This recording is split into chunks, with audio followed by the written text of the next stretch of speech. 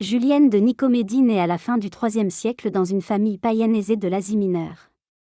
Très jeune, elle découvre la foi chrétienne et y adhère avec une conviction profonde. Alors que le monde qui l'entoure valorise la richesse, le mariage arrangé et la loyauté à l'empereur, Julienne fait un choix radical, elle donne sa vie au Christ.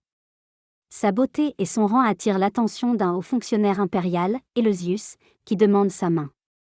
Julienne refuse. Non par mépris du mariage, mais parce qu'elle a déjà consacré son cœur à Dieu. Ce refus déclenche une colère violente.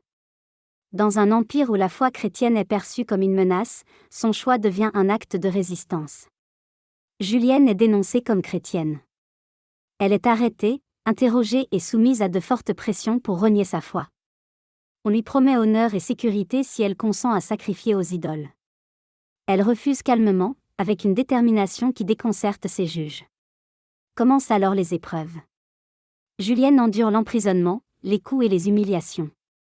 Mais au cœur de la souffrance, elle demeure libre. Sa foi n'est pas une révolte bruyante, mais une fidélité silencieuse.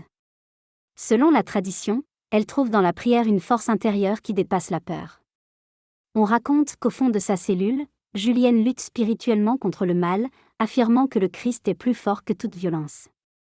Ce combat intérieur devient un témoignage puissant pour les chrétiens de son temps. Refusant jusqu'au bout de renier sa foi, Julienne est condamnée à mort. Elle affronte son exécution avec une paix qui frappe les témoins. Sa mort n'est pas une défaite, mais un acte d'amour et de fidélité.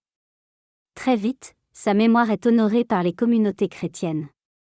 Julienne devient un symbole de courage, en particulier pour les jeunes femmes confrontées à la pression, à la peur ou à la contrainte. Sa vie rappelle que la vraie liberté naît lorsque l'on choisit la vérité, même au prix du sacrifice. Sainte Julienne de Nicomédie nous enseigne que la foi n'est pas l'absence de peur, mais la capacité de rester fidèle malgré la peur. Son témoignage traverse les siècles comme un appel à vivre avec intégrité, courage et confiance en Dieu.